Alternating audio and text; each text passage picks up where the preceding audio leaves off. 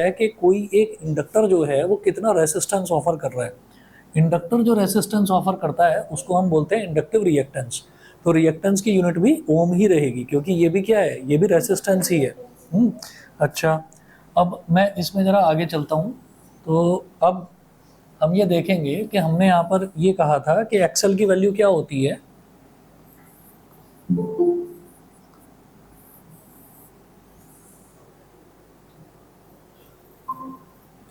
Inductive reactance जो है, inductive reactance हमारा था XL is equal to omega L. अब एक्सेल को हम क्या बोलते हैं, ओमेगा एल है। ओमेगा क्या होता है, 2πf/L। ठीक है, तो पेज नंबर 16 पर आ जाइए। पेज नंबर 16 पर है variation of XL with frequency. Good evening. Variation of XL with frequency, ये है ना, फ्रीक्वेंसी के साथ। भाई क्या है, रोबोट की तरह चल रहे हो, क्या हो गया तुम्हें?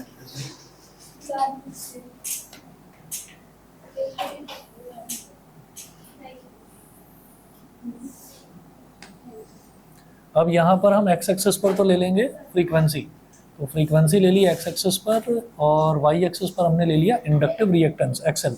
दोनों डायरेक्टली प्रोपोर्शनल है। जब डायरेक्टली प्रोपोर्शनल है तो क्या बनती है, straight line passing through the origin. बस अगला देखेंगे कैपेसिटिव रिएक्टेंस। कैपेसिटिव रिएक्टेंस में क्या है, comparing the relation I not is equal to E not upon 1/ओमेगा सी। तो कैपेसिटिव रिएक्टेंस में पेज नंबर 16 पर हूँ मैं नोट्स में।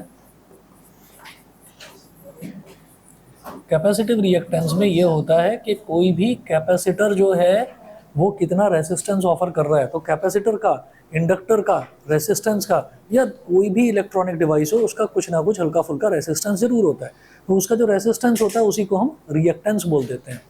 तो अगर मैं I not is equal to E not upon 1/ओमेगा सी को, 1/ओमेगा सी को अगर मैं I not is equal to E not upon R से कंपेयर करूं, तो डिनोमिनेटर में आर आ रहा है और यहाँ डिनोमिनेटर में 1/ओमेगा सी आ रहा है। तो 1/ओमेगा सी जो है वो रेसिस्टेंस वाला ही रोल प्ले करेगा, और उस रेसिस्टेंस को हम रिएक्टेंस बोल देते हैं। और यहाँ वो रिएक्टेंस कैपेसिटर की वजह से है तो कैपेसिटिव रिएक्टेंस, उससे पहले वो इंडक्टर की वजह से था तो इंडक्टिव रिएक्टेंस। बस ये चीज़ है।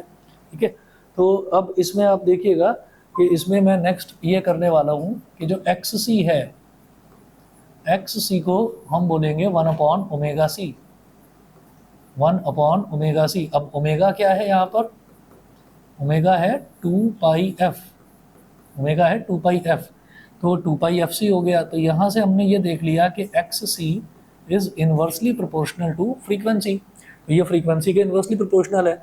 तो ये लास्ट वाली चीज़ जो कल, मतलब पिछली जो क्लास थी उसमें बिल्कुल लास्ट में मैंने बताया था कि जो कैपेसिटिव रिएक्टेंस है वो फ्रीक्वेंसी के इनवर्सली प्रोपोर्शनल है। तो डीसी और एसी की अगर हम बात करेंगे, फॉर डीसी, डीसी के केस में फ्रीक्वेंसी तो जीरो होती है ना, frequency is equal to, DC के केस में फ्रीक्वेंसी इज जीरो। तो अगर फ्रीक्वेंसी जीरो है तो 1/0 क्या हो गया, इन्फिनिटी, है ना। तो एक्स सी क्या हो जाएगा, एक्स सी हो जाएगा इन्फिनिटी। इन्फिनिटी का मतलब क्या है, I will be zero. X C यानी कि कैपेसिटिव रिएक्टेंस, यानी कि कैपेसिटर जो रेसिस्टेंस ऑफर कर रहा है वो इनफाइनाइट है। इनफाइनाइट का मतलब बहुत बड़ा है, बहुत बड़ा है। अगर रिएक्टेंस बहुत ज़्यादा है तो इसका मतलब वो करंट को फ्लो ही नहीं करने देगा। तो जब करंट फ्लो ही नहीं करेगा तो इसीलिए हमने बताया था कि जो कैपेसिटर होता है वो डीसी करंट, ऐसे सीधी लाइन आती है, वो डीसी करंट को ब्लॉक कर देता है, डीसी को वो पास नहीं होने देता। ठीक है, अच्छा, अब फॉर एसी,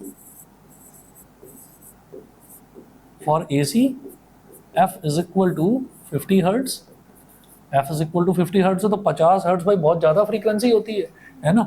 50 हर्ट्ज बहुत ज़्यादा फ्रीक्वेंसी है, तो फ्रीक्वेंसी बहुत ज़्यादा है तो एक्स सी बहुत कम होगा।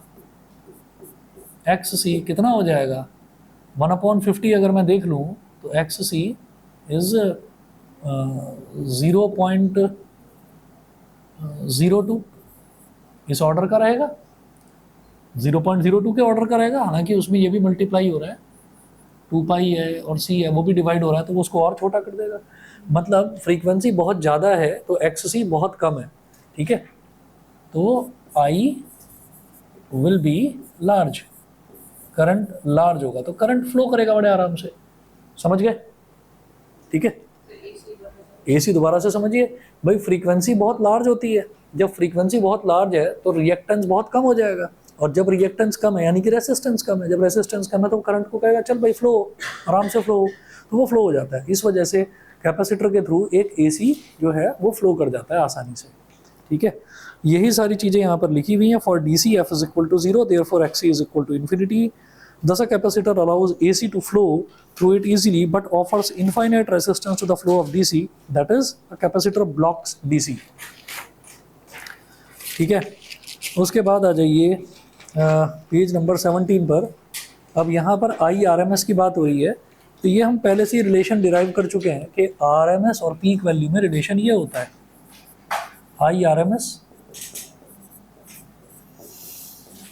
IRMS is equal to I nought upon root two, I nought upon root to.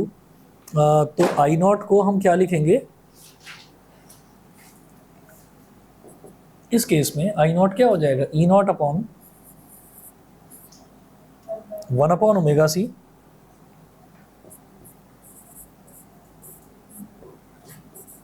Root two. अब E not upon root two को क्या लिख देंगे? ई आर एम एस, है ना, और 1 अपॉन ओमेगा सी को क्या लिख देंगे? एक्स सी लिख देंगे। 1 upon omega C is X C. तो आई आर एम एस कैसे निकलेगा? E R M S upon X C. तो आप ये देखिए बिल्कुल वही तो रिलेशन है जो हमारा ओम्स लॉ होता है कि करंट जो है वो वोल्टेज अपॉन रेसिस्टेंस, है ना। तो वोल्टेज की जगह इस बार ई एम एफ है और रेसिस्टेंस की जगह कैपेसिटिव रिएक्टेंस है। तो हमने जो नई चीज़ पढ़ी है ना अभी तक एसी में, हमने नई चीज़ ये पढ़ी है कि हमारे पास जो सर्किट्स हैं, सर्किट्स में 3 अलग अलग तरीके के कंपोनेंट होंगे, एल होगा, सी होगा और आर होगा। ठीक है, आर का तो बचपन से पढ़ते आ रहे हैं, बचपन मतलब 10th क्लास से पढ़ते आ रहे हैं। आर का तो हमें पता ही है कि जब आर होगा, जब सिर्फ सिंपली रेसिस्टिव सर्किट होगा तो आई की वैल्यू क्या हो जाएगी? E upon R. जब इंडक्टिव सर्किट होगा तो आई की वैल्यू क्या हो जाएगी? E upon omega L, E upon XL. XL का मतलब ओमेगा एल, है ना। तो इंडक्टर के केस में रेसिस्टेंस यही होता है, एक्सएल होता है, उसी को इंडक्टिव रिएक्टेंस बोलते हैं, एक्सएल। ठीक है, और दूसरा इंडक्टर के केस में क्या होता है? करंट जो है वो π/2 लैग करता है, π/2 पीछे रह जाता है। कैपेसिटर के केस में क्या है? उल्टा है, वो π/2 लीड अहेड करता है, π/2 आगे रहता है। दूसरा ये दिखाई दे ही रहा है कि आई आर एम एस निकालेंगे तो E R M S upon X E. ठीक है ना, बस जहाँ रेसिस्टेंस है वहाँ आपको रिएक्टेंस लगा देना है। कैपेसिटर है तो कैपेसिटिव रिएक्टेंस, इंडक्टर है तो इंडक्टिव रिएक्टेंस। बताइए जी, क्लियर है? अच्छा, इसके बाद न्यूमेरिकल्स एक साथ कर लें, 1 2 3। अभी जरा इसका फ्लो बना हुआ है हमारा, तो मैं जरा आगे आपको ये करवाना चाह रहा था। सीरीज एलसीआर सर्किट, 4 न्यूमेरिकल्स हैं। न्यूमेरिकल्स डायरेक्ट फार्मूला बेस्ड हैं, इसमें न्यूमेरिकल्स मुश्किल नहीं है। ठीक, ये देखते हैं जरा सीरीज एलसीआर सर्किट, क्योंकि अभी मुझे आर भी पता है, एल भी पता है और सी भी पता है। तो मैं ये देखता हूँ कि सीरीज एलसीआर सर्किट किस तरह से वर्क करता है। सीरीज एलसीआर सर्किट देखिएगा, इसमें क्या है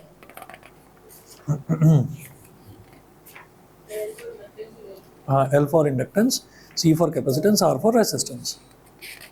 ठीक है ना, देखिएगा, suppose a resistance capital R and inductance L and a capacitance C are connected in series to a source of alternating EMF E given by E is equal to E not sine omega T. ठीक है, अब ये LCR circuit के कभी कभी RLC circuit भी लिख देते हैं, वो एक ही बात है।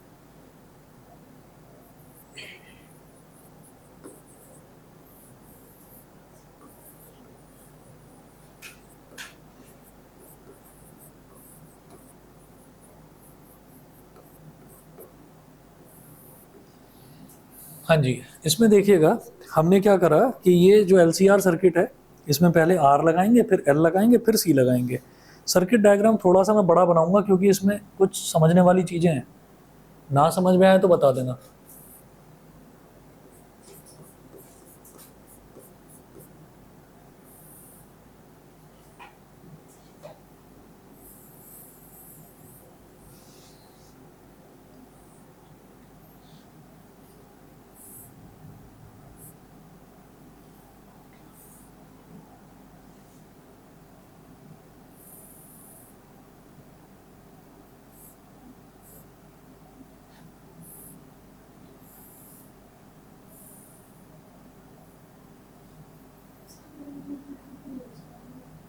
हम्म,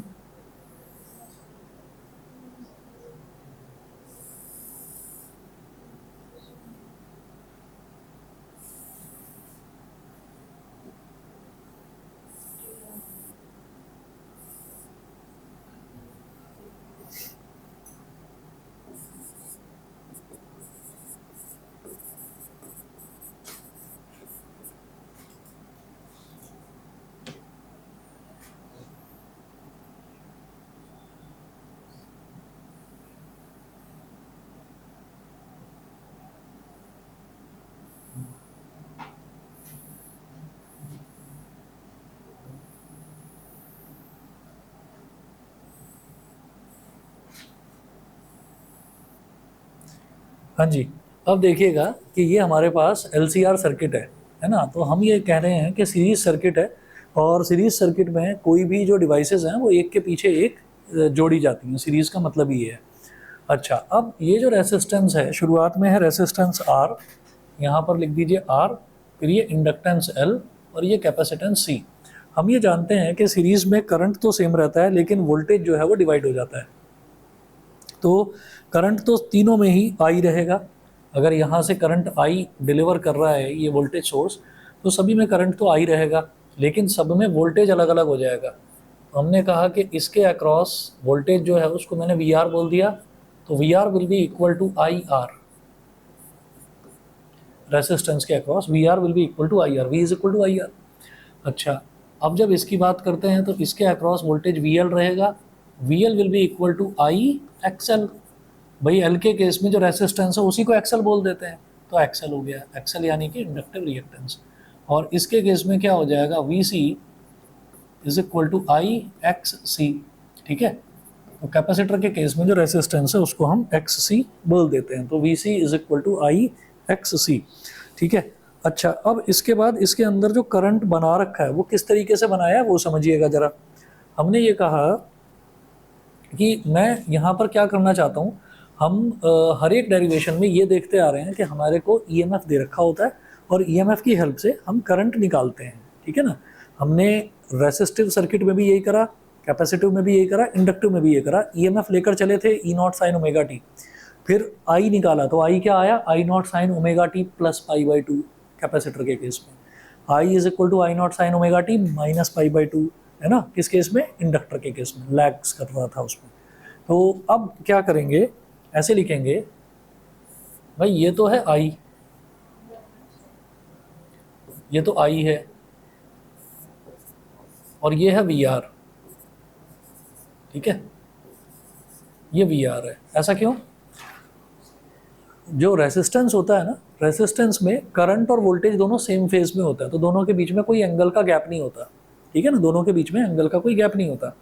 ठीक है। अच्छा, हाँ, दोनों both both are in same phase. जब सिर्फ रेसिस्टिव सर्किट होता है तो both are in same phase.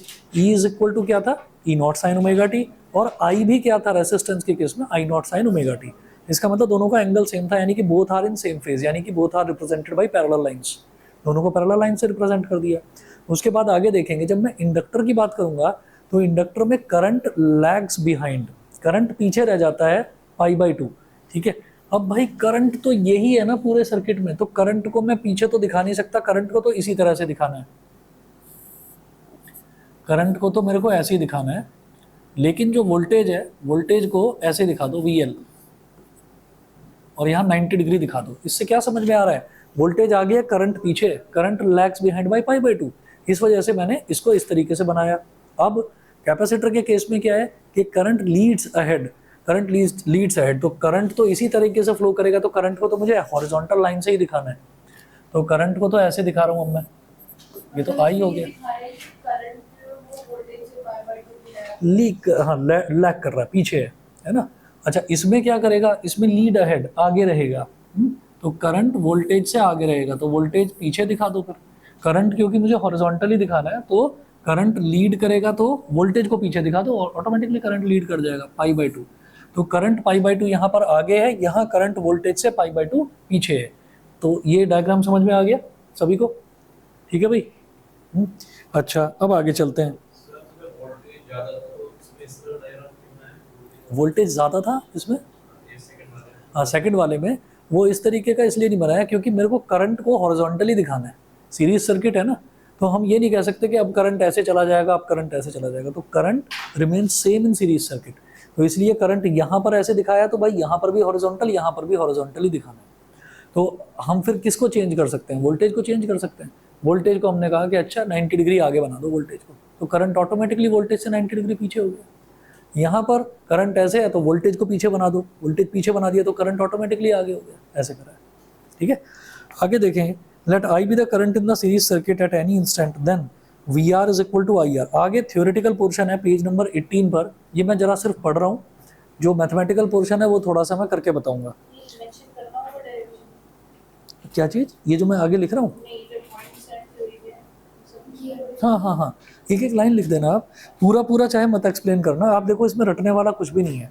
यहाँ है V R is equal to I R is the voltage across the resistance R which is in phase with I, है ना, तो वो फेज में है, चाहे उसको आप लिखो या ना लिखो, आप सिर्फ ये लिख दो कि V R is the voltage across resistance, तो V R is equal to I R लिख देंगे। तो यहाँ इसका जो मैग्नीट्यूड है, मैग्नीट्यूड नहीं एक्चुअली एम्पलीट्यूड, एम्पलीट्यूड होता है मैक्सिमम मैग्नीट्यूड, तो वो क्या हो जाएगा, उसको हम वी नॉट बोलते हैं। वी नॉट क्या होता है, maximum value of the voltage, ऊपर आर लिख दिया, यानी कि रेसिस्टेंस में मैक्सिमम वोल्टेज जो आ रही है, तो V not R is equal to क्या हो जाएगा, आई नॉट इंटू आर। तो ये तो रेसिस्टेंस के केस में बोला। अब जरा सेकंड देखिए, अब इंडक्टेंस के केस में बोलेंगे, तो आगे देखिए ऐसी ही लाइन इंडक्टेंस के लिए लिखी है, V L is equal to I XL is the voltage across the inductance L which is ahead of current in phase by pi by 2 radian. ठीक है ना, तो यहाँ पर वोल्टेज उससे अहेड होगी, इसमें कंफ्यूज मत होना। हम करंट को लेकर चलते हैं, हम बार बार करंट के बारे में बोलते हैं कि current lags behind by pi by 2, तो ऑटोमेटिकली जब करंट लैग कर रहा है तो वोल्टेज पाई बाई 2 लीड कर रही है ना, तो वो लिखा हुआ है यहाँ पर। अच्छा, अब ये क्या हो गया, वी नॉट एल यानी कि इंडक्टेंस के across voltage, V naught L क्या हो जाएगा, I naught XL, I naught XL हो गया। आगे चलते हैं जी, नेक्स्ट पेज पर आइए, page number 19।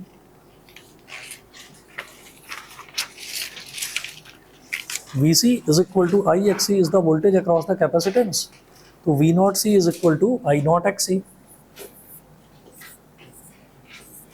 maximum voltage across capacitance is equal to I naught into XC, समझ गए होंगे, ठीक। अच्छा जी, अब क्या करना है, अब इसका फेजर डायग्राम बनाना है। फेजर डायग्राम इंपॉर्टेंट है, आसान भी है, यहाँ तक तो सभी ने नोट कर लिया। नेक्स्ट स्लाइड पर आऊँ,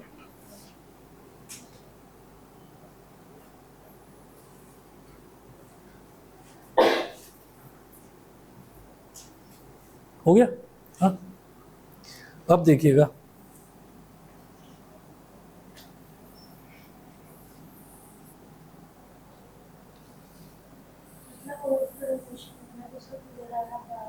बनाना पड़ेगा फेजर डायग्राम, वो बोलेंगे भी नहीं तब भी आपको बनाना ही पड़ेगा।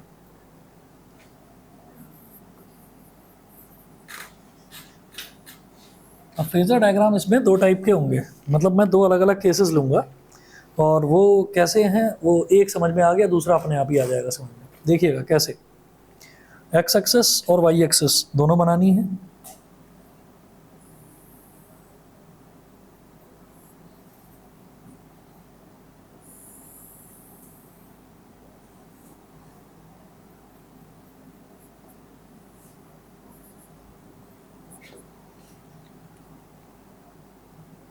अब देखिएगा, हमारा पहला काम क्या होता है कि हम ना ईएमएफ बनाते हैं, तो ईएमएफ हम बनाएंगे हमेशा फर्स्ट क्वाड्रेंट में। तो कुछ चीज़ें ऐसी हैं इसमें जो आप ना याद रख लेना ताकि आपका पेपर में टाइम बचे। तो याद ये रखना है कि इसमें ईएमएफ फर्स्ट क्वाड्रेंट में ही बनानी है, लेकिन ना थोड़ी लंबी सी बनाएंगे और थोड़ा सा वाई एक्सिस के नज़दीक बनाएंगे। ठीक है, ऐसे बना लेंगे इसको।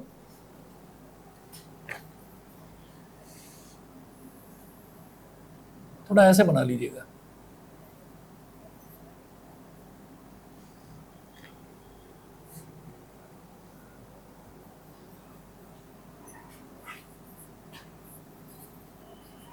ई वेक्टर ये हो गया। अच्छा, इसके बाद ज़रा देखें, इसके बाद क्या है कि इसके बाद मैं ये देखना चाह रहा हूँ यहाँ पर कि ये ई वेक्टर तो ये है कि जो हमने वोल्टेज अप्लाई करी, अब जो हमारा करंट है रेसिस्टेंस में जो करंट फ्लो करता है वो ईएमएफ के साथ फेज में ही रहता है, ठीक है। तो अब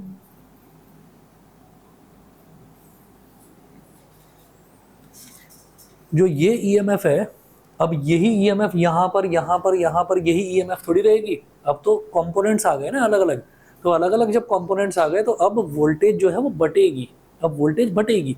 तो यहाँ पर आ गया VR, यहाँ पर आ गया VL और यहाँ पर आ गया VC, तो 3 वोल्टेजेस अलग अलग हो गई। तो हम क्या करेंगे, यहाँ पर हम VR बना लेंगे इस तरह से। VR को आप बना लो E से थोड़ा सा कम। भाई E कैसे आपने दिखाया, आपने E यहाँ पर दिखा दिया, इसका मतलब E की वैल्यू कुछ ज़्यादा है, तो भाई V थोड़ा सा कम बना लो। EMF से तो कम ही रहेगा ना, वोल्टेज जो भी है वो EMF से तो कम ही रहेगा। तो हमने V इधर बना लिया ऐसे,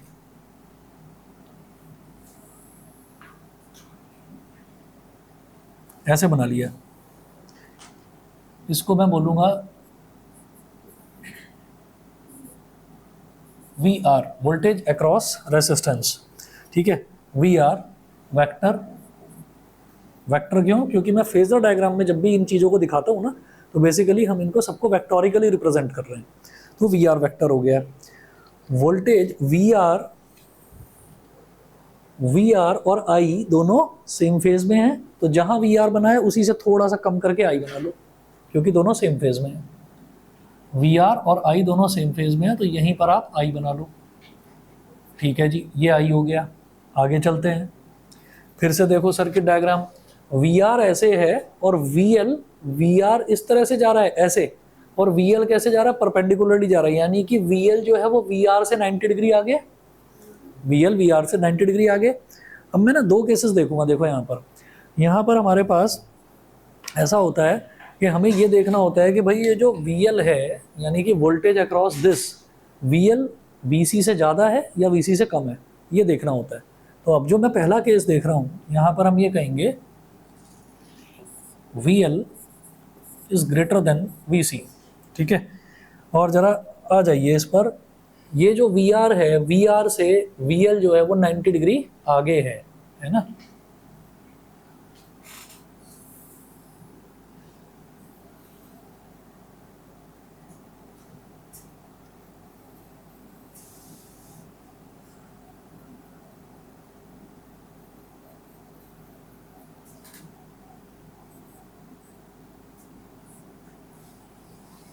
बोलो जी, समझ गए कि नहीं।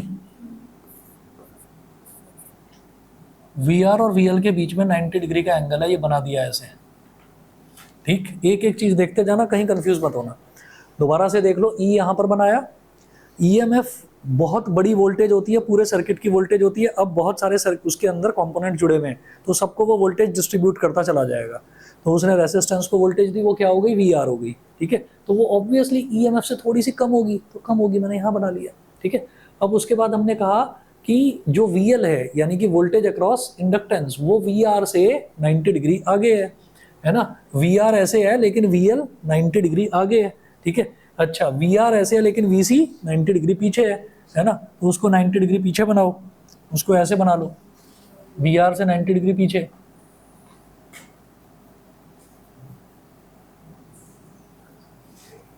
ठीक है। इसको ज़्यादा लंबा नहीं बनाया, क्यों नहीं बनाया बता देंगे, लिख दिया ना, VL is greater then VC। तो VL इतना बड़ा है तो VC छोटा सा, ताकि वो रिमार्केबली मेरे को दिखाई दे कि VL VC से बड़ा है ना। तो VC को मैंने छोटा बना दिया।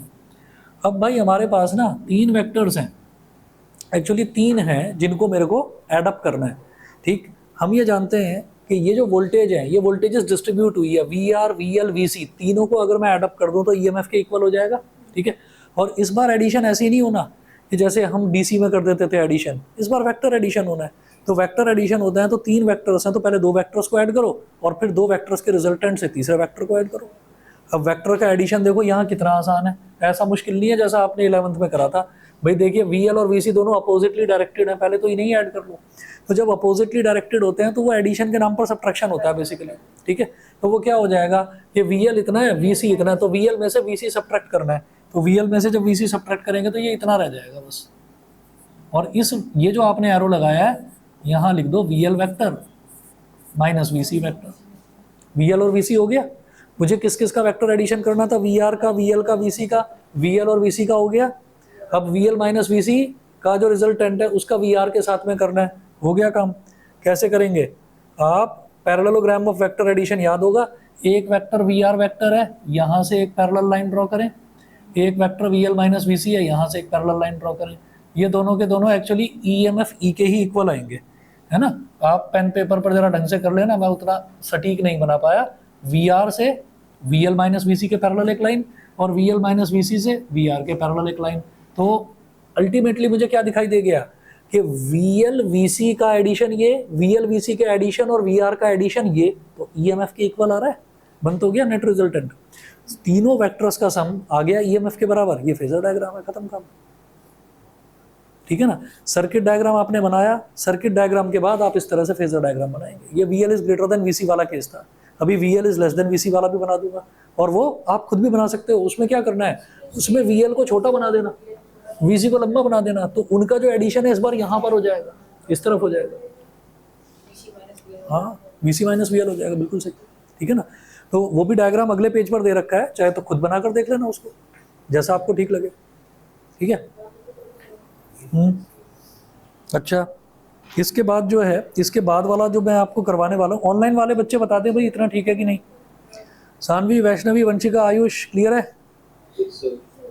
ठीक है, बहुत बढ़िया। चलिए जी, बहुत बढ़िया। हाँ, वो याद रखने वाली चीज़ है ना। और क्यों बना रहा हूँ इसको, ई को नीचे की तरफ क्यों बना रहा हूँ, ताकि मेरा जो रिजल्टेंट है ना, मेरा जो रिजल्टेंट है वो मुझे फर्स्ट क्वार्टर में बनता हुआ दिखाई दे जाए। ई को ऊपर भी बना सकते हो, कोई दिक्कत नहीं है ना, थोड़ा सफाई से बना हुआ दिखाई दे जाए, बस इसलिए। तो ये दो चीज़ें आपको याद रखनी है कि जब V L is greater than V C तो ई को थोड़ा ऐसे दिखाना है ऊपर की तरफ, और जब V L is less than V C तो ई को थोड़ा इस तरफ दिखा दो। कोई दिक्कत नहीं है, फर्स्ट क्वार्टर में कहीं भी बना सकते हैं, लेकिन वो अजीब व गरीब सा बन जाता है फेजर डायग्राम। उसमें कई बार क्या होता है कि जैसे ये V L minus V C है, ये वाई एक्सेस पर ही जो कोइंसाइड कर रहा है ना, तो खुद को ही क्लैरिटी नहीं होती, खुद को ही समझ में नहीं आता, इस वजह से ऐसा कर रखा है, बाकी दिक्कत कुछ नहीं है। अच्छा, कुछ बच्चे ऐसा भी करते हैं, कुछ टीचर्स ऐसा भी करते हैं, एक्स एक्सेस वाई एक्सेस बनाते ही नहीं, वो सीधा ऐसे ही बनाकर आ जाते हैं, नंबर मिलेंगे उस पर भी, उसमें भी कोई दिक्कत नहीं है। वो एक्स एक्सेस जैसे मैंने यहाँ पर ये एक्स एक्सेस बनाई है और ये वाई एक्सेस बनाई, बहुत सारी लाइनें नहीं हो गई, बहुत सारी लाइनें हो गई ना, तो वो बस इतना ही बनाना है। अब इसमें क्या दिखाना होता है, हम जब भी कभी किसी भी सर्किट की बात करते हैं तो उस सर्किट में हम ये देखते हैं कि ईएमएफ और करंट दोनों में कितना एंगल का डिफरेंस आ रहा है, कितना एंगल का डिफरेंस आ रहा है, that is called phase difference. तो यहाँ पर ईएमएफ तो ये है और करंट ये है, तो दोनों के बीच में जो फेज डिफरेंस है दैट इज, इसको नया नाम दे दो फाई, इसको कहते हैं फेज डिफरेंस। जो इंडक्टर के केस में क्या था, π/2 लैग बिहाइंड था, -π/2 था मतलब, और कैपेसिटर के केस में क्या था, +π/2। ठीक है, याद करिए इंडक्टर के केस में यानी कि L वाले के केस में I is equal to I0 sine omega T -π/2 था ना, तो यानी कि ओमेगा टी से π/2 पीछे, ओमेगा टी प्लस -π/2 ऐसे था। अब क्या है कि जरा E को देखो, तो E कितना है, ये E है, तो ये x एक्सिस के साथ कितना एंगल बना रहा है, ओमेगा टी। ठीक है, ये ओमेगा टी एंगल बना रहा है, और I जो है, I x एक्सिस के साथ कितना एंगल बना रहा है, बता दो जरा।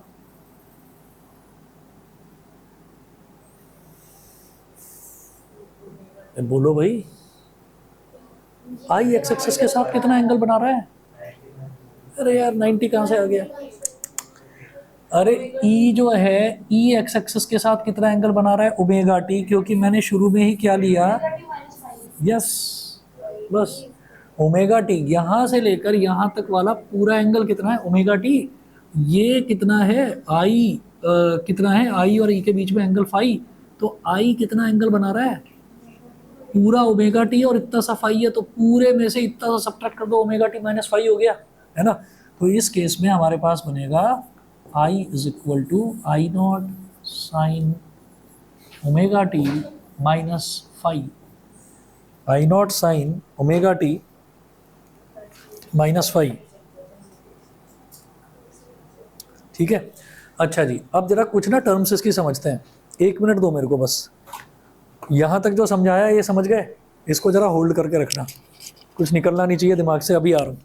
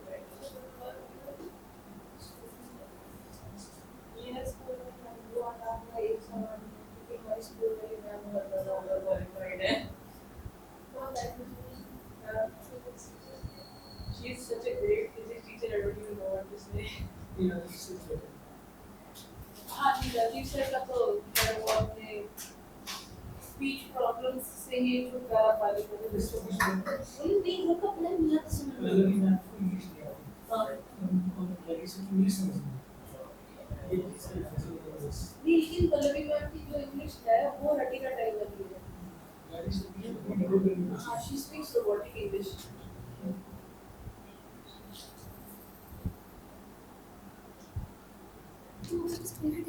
क्लासेस में नहीं होगी।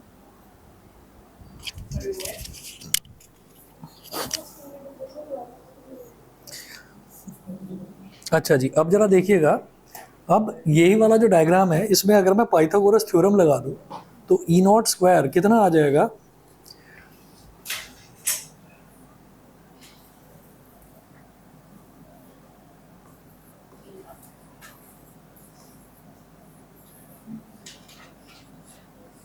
ई नॉट स्क्वायर, तो पाइथागोरस थ्योरम अगर हम लगा दें तो आप खुद देखिएगा, मैं यहाँ पर लगा देता हूँ, ये 90 डिग्री है, तो ये जो होता है ना, पूरी जो लेंथ होती है किसी भी वेक्टर की, जो लेंथ होती है वो उसका मैग्नीट्यूड होती है ना।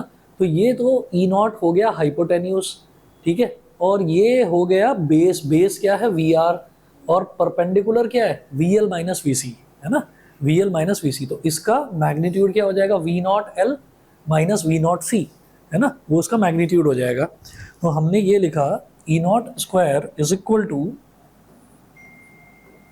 वी नॉट आर का स्क्वायर, यानी कि बेस का स्क्वायर, वी नॉट आर का स्क्वायर प्लस परपेंडिकुलर का स्क्वायर, परपेंडिकुलर का square V naught L minus V naught सी,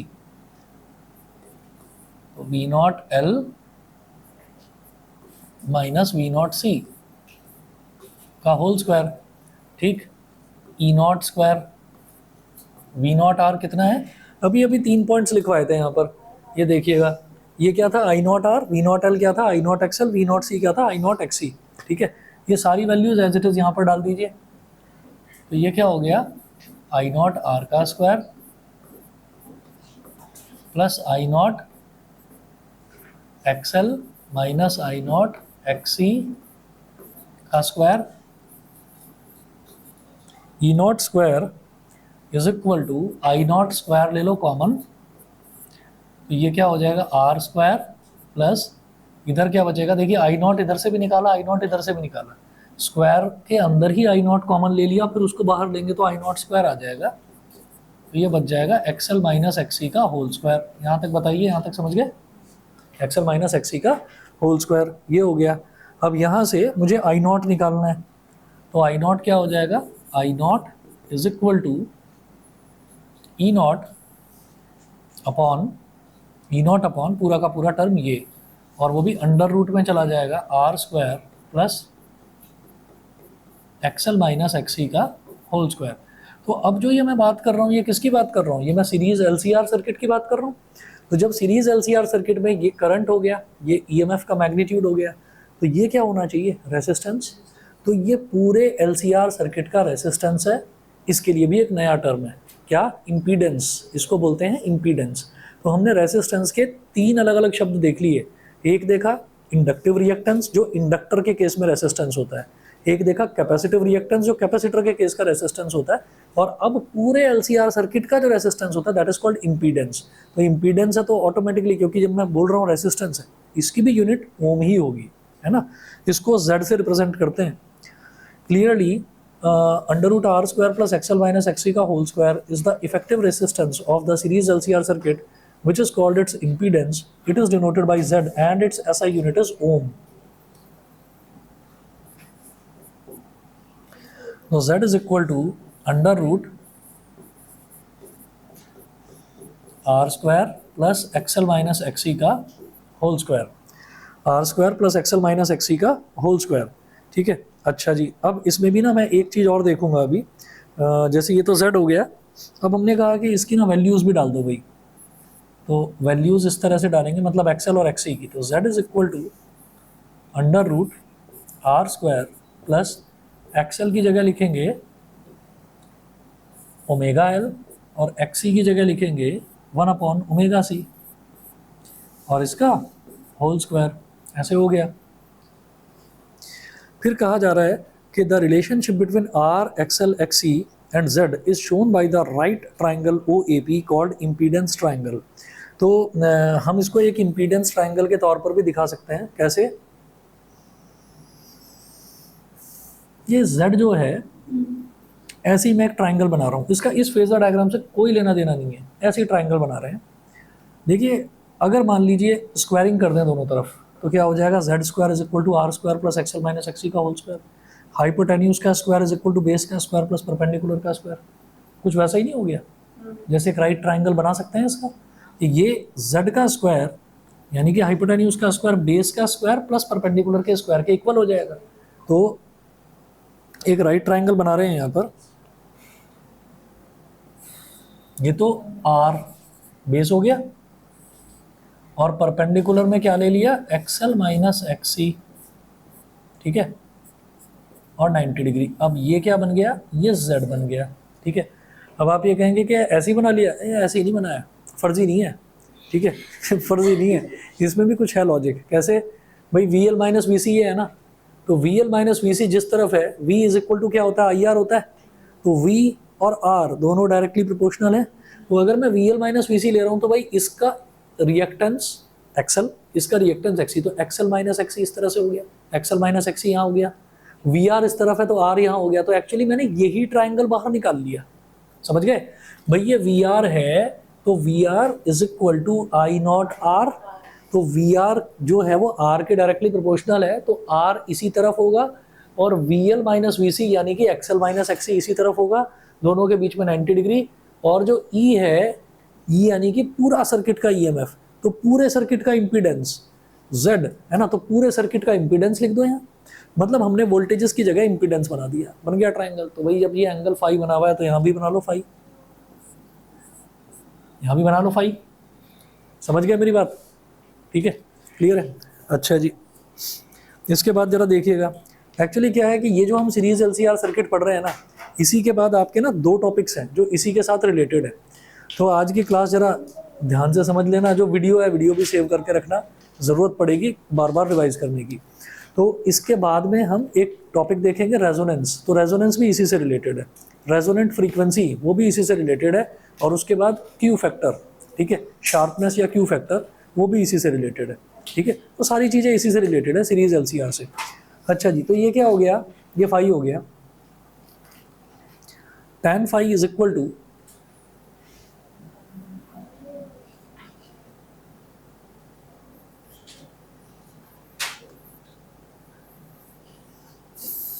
इसको इम्पीडेंस ट्राइंगल बोल देते हैं। तो tan phi is equal to XL minus XC upon are.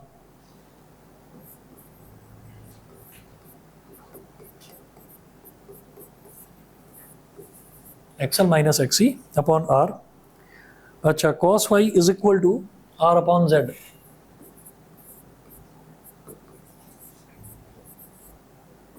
इसको पावर फैक्टर भी बोल देते हैं। पावर फैक्टर क्यों बोल रहा हूँ? क्योंकि जब हम एलसीआर सर्किट का पावर निकालते हैं तो वो cos फाई पर डिपेंड करता है। आगे करवाऊंगा, अभी के लिए बस बता दिया कि इसको पावर फैक्टर भी बोला जाता है, आर अपॉन जेड को। ठीक है, नेक्स्ट देखिएगा, the instantaneous current in the circuit will be, वो मैंने देख ही लिया कि आई जो है वो ई से पीछे है, फाई पीछे है, तो I not sine omega T minus phi. I is equal to I not sine omega T minus phi. बोलिए जी, समझ गए? ठीक है, अच्छा जी, ये जब हमने कर लिया, इसके बाद आपको क्या करना है? आगे जो सेकंड केस दे रखा है ना, जिसमें VL is less then VC है, ये मैं आपके लिए छोड़ रहा हूँ, ये आप लोग अपने आप करना, ठीक है ना। हाँ, ये दो स्पेशल केसेस हैं। तो इसमें डायग्राम में बस इतना ध्यान रखना है कि ई जो मैंने बहुत ऊपर की तरफ वाई एक्सिस के नज़दीक बनाया था, इस बार ई को थोड़ा नीचे बना लेना, एक्स एक्सिस के नज़दीक बना लेना, तो डायग्राम थोड़ा अच्छा बन जाएगा, ठीक है। डायग्राम कैसे बनाए, देखो अल्टीमेटली डायग्राम जो है ना, जो जैसे ये है, जैसे ये बना है, तो ये समझा मैंने आपको दिया कैसे है, लेकिन आपको मेरा सजेशन ये है कि इनको जाना रट के ही, ठीक है, इनको रट के ही जाना। रीज़न ये है कि वहाँ पर अगर आप सोचोगे ना, वहाँ सोचने में आपका टाइम खराब होगा। जब आपको पता है कि फेजर डायग्राम आना है, आपको एज इट इज छापना है, तो भैया खट मेरे को ई इधर बनाना, VL इधर, VL माइनस VC इधर, आर खट बना दो उसको, उधर फाई भी लिख दो। ये नहीं कि नहीं पहले मैं π/2 पीछे दिखाऊंगा, फिर π/2 आगे दिखाऊंगा, फिर फाई दिखाऊंगा, वो नहीं करना है, उसको छाप दो वहाँ पर। तो रटने का एक फ़ायदा ये भी होता है कि आपका काम जो 2 या 3 मिनट में हो रहा था, वो आपका आधे मिनट में हो जाएगा, तो टाइम बचेगा। समझ में? ये तो लगातार पूछा जा रहा है। अब आपका पहला पेपर होगा जिसमें आप AC वाले क्वेश्चंस करेंगे, फेजर डायग्राम जरूर आना है, सीरीज LCR सर्किट जरूर पूछा जाना है, ऐसा हो ही नहीं सकता जो ना आए, ठीक है। अच्छा जी, उसे इंडक्टिव बोलते हैं क्योंकि उसमें इंडक्टर कैपेसिटर से ज़्यादा है, उसको कैपेसिटिव लिखा है यहाँ पर कि this the series LCR circuit is called capacitive. Page number 20 पर बिल्कुल ऊपर देखें, the series LCR circuit is said to be inductive. आप लोग ना बीच बीच में बातें शुरू कर देते हो। ये कोविड के बाद से ना एक बहुत गंदी बीमारी हो गई है, सभी बच्चों में हो गई है। क्लास के दौरान समझते नहीं है, सोचते हैं वीडियो देखकर कर लेंगे, और फिर वीडियो में ही लगे रहते हैं पेपर से पहले, और मोबाइल डेटा ही यूज़ होता रहता है, मोबाइल भी बेचारा गर्म हो जाता है। तो ये ज़्यादातर बच्चों में हो रखा है। मैं आपको सजेस्ट कर रहा हूँ कि भाई इस चीज़ से ना जितनी जल्दी छुटकारा मिल जाए वो अच्छा है। मतलब अब बच्चा क्लास में भी मैं नोटिस करता हूँ डाउट ही नहीं पूछता, उसके मन में आता है कि हाँ यार इस दौरान ना मैं बात कर रहा था, या इस दौरान मेरा ध्यान कहीं और था, तो पूछो, चल कोई बात नहीं, वीडियो में देख लूँगा, 2 दिन बाद भी वीडियो में देख लूँगा। ऐसे करते करते अब वीडियोस पाइल अप होती जा रही हैं, ठीक है। और फिर वीडियोस खुलती हैं कब, पेपर से एक रात पहले, और जब वो खुलती हैं फिर वो चलती हैं 2x मोड में। अब टीचर भी जो है वो कैपेसिटिव रिएक्टेंस वो कैपेसिटिव इस तरीके से चलता है, दर दर दर दर दर दर चलता चला जाएगा, और कुछ नहीं आ रहा समझ में, चल भाई ये छाप, ये थोड़ा सा मैथमेटिकल रिलेशन लिख दियो, ये डायग्राम बना दियो, बस डन हो गया, यही करके आ जाएंगे। अब वो करते भी आप लिमिटेड हैं, और उसमें से आधा ही याद रहता है ना, तो सब गड़बड़ हो जाता है फिर, ठीक है ना। तो भाई ये बस इस बीमारी से मैं भी जूझ रहा हूँ और स्टूडेंट्स भी जूझ रहे हैं, ये प्रॉब्लम चल रही है। मेरे से अब कोई डाउट ही नहीं पूछता। हाँ क्या, मैं ऐसे जूझ रहा हूँ कि मतलब जो बच्चे हैं, बच्चों को पहले चीज़ें बहुत ज़्यादा क्लियर रहती थी, और पहले मतलब 4-5 साल पहले तक तो उतनी क्लियर नहीं रहती अब। हाँ हाँ, क्यों, क्योंकि बच्चा बैठा रहता था सीरियसली कि नहीं नहीं नहीं नहीं, ये मेरे को जरा दिमाग में रखना है। कुछ बच्चों की ये भी आदत रहती थी, जैसे मैंने नोट्स दे रखे हैं, तो अगर मैंने कोई चीज़ बोली, उसको लग रहा है कि हाँ यार ये कुछ इंपॉर्टेंट है, नोट्स में नहीं दिखाई दे रहा, वो हिंदी में अपनी भाषा में लिख लेता था वहीं बाजू में, ठीक है। हाँ, और वो बड़ा फ़ायदेमंद है वो चीज़। अभी क्या, अभी ऐसे बैठ जाते हैं। मैंने 11th वालों को नोट्स ही नहीं दिए, मैंने कहा तुम हटो यहाँ से, तुम्हें मतलब तुम फिर वो ऐसे बैठ जाते हैं जैसे फिल्म चल रही हो, है ना, कुछ नोट ही नहीं करते। तो कोशिश कर रहा हूँ, लेकिन ऐसा थोड़ी है कि दूंगा नहीं, देने तो पड़ेंगे। चलिए जी आगे देखते हैं, पेज नंबर 21 पर देखो। हाँ, बहुत अच्छा करा, ये ज़रूरी है। टाइम को वेस्ट मत किया करो आप लोग। आप लोगों को मैंने एक चीज़ पहले भी बताई थी कि आप में से ज़्यादातर बच्चे स्कूल अपनी बस से ही जाते होंगे, तो वो जो बस का जो टाइम है ना, उस बस के टाइम में ना 2 ही काम करने हैं, या तो जो आगे वो पोल होता है उस पर सर डालकर या तो सो जाना है, ठीक है, और या फिर कुछ ना कुछ अपना रिवाइज करना है। दोस्ती यारी भाड़ में गई, अपना छोड़ दो, अब अगस्त है, ठीक है ना।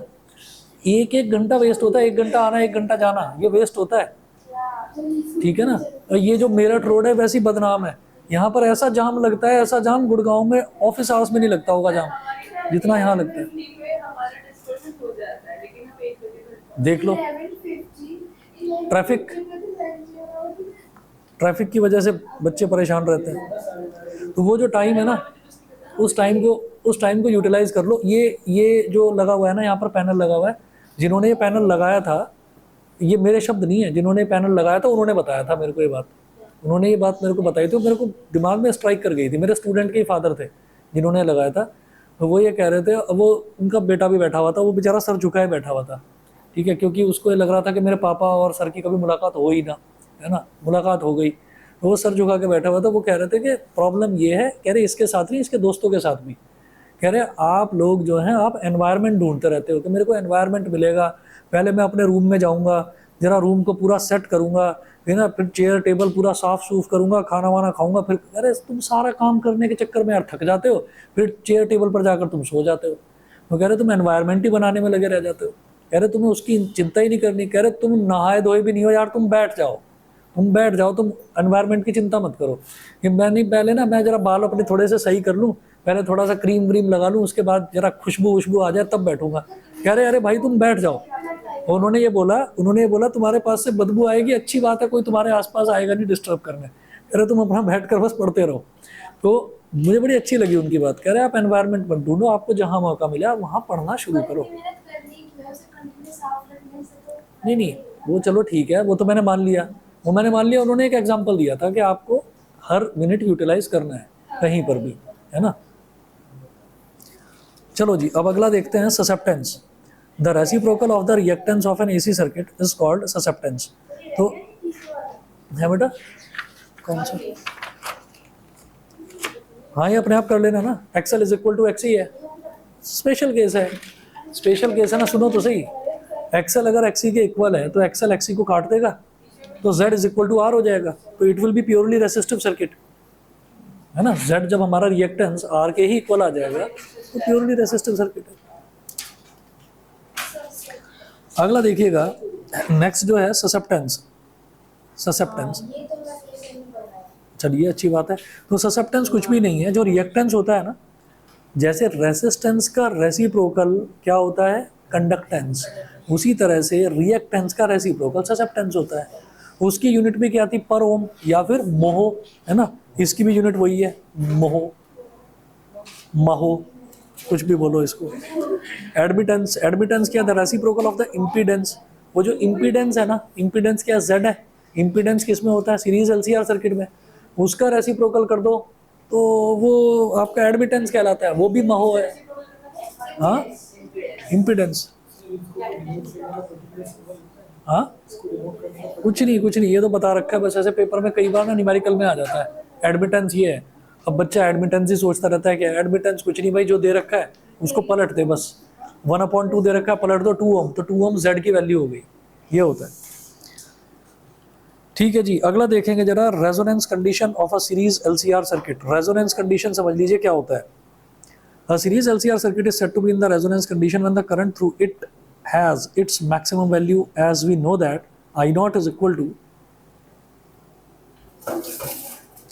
जब करंट मैक्सिमम हो जाए, तो मैं ये कहूँगा जो सर्किट है वो अंडर रेजोनेंस है, मतलब उसी को रेजोनेंट सर्किट बोला जाता है। तो हमने ये देखा ना, I naught is equal to E naught upon under root R square plus omega L minus 1/ओमेगा सी का होल स्क्वायर, ये हमने देखा था। तो हम ये चाहते हैं कि करंट मैक्सिमम हो जाए। अब करंट मैक्सिमम कब होगा, जब ये जो नीचे वाला इम्पीडेंस है ये मिनिमम होगा। तो मिनिमम के लिए मैंने कहा कि नहीं भाई, ये वाला जो पोर्शन है ना, ओमेगा एल माइनस 1/ओमेगा सी, ये ज़ीरो हो जाना चाहिए, तो I naught becomes 0 for both omega tending to 0 and omega tending to infinity, ठीक है।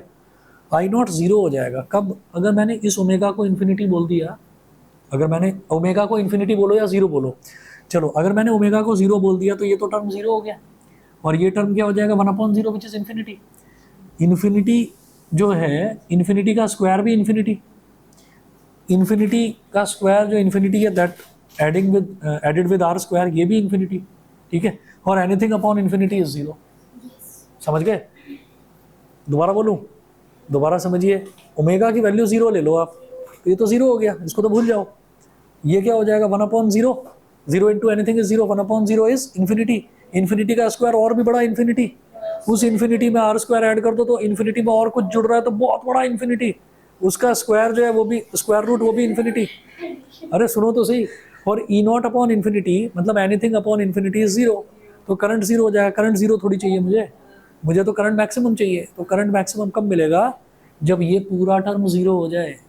Omega L minus one upon omega C is equal to zero. One upon omega C को उधर ले जाओ, omega L is equal to one upon omega C, omega इधर आ गया, omega square is equal to one upon L C.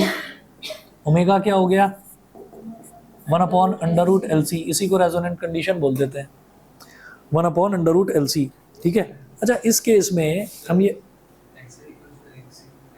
XL is equal to XC भी कह सकते हैं, एक ही बात है। ठीक है। तो अब हमारे पास ये हो गया कि इस केस में क्या हो जाएगा, z की वैल्यू जो है वो r के इक्वल आ जाएगी। Omega L minus one upon omega C, जब ये जीरो है तो इम्पीडेंस हमारा r के इक्वल आ जाएगा। तो रेजोनेंट कंडीशन में एक series LCR circuit purely resistive circuit की तरह बिहेव करता है, क्योंकि उसका जो इम्पीडेंस है वो r के इक्वल हो जाता है। ठीक है। बस इतना करिए। फिर इसकी जो कैरेक्टरिस्टिक्स हैं, कहाँ पर, पेज नंबर 22 पर।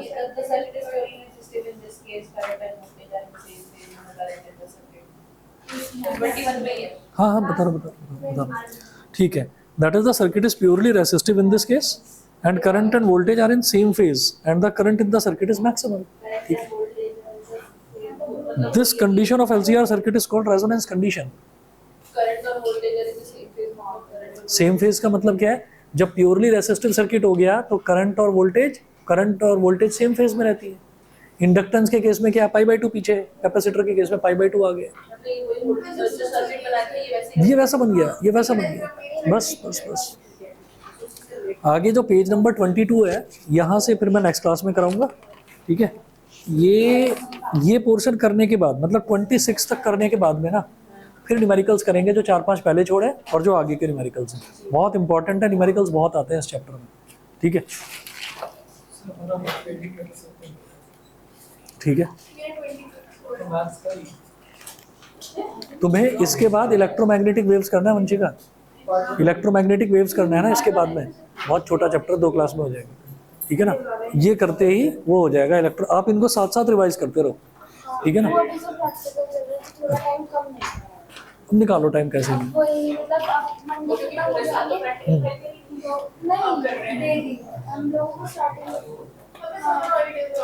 चलिए जी, आज फिर इतना ही करेंगे।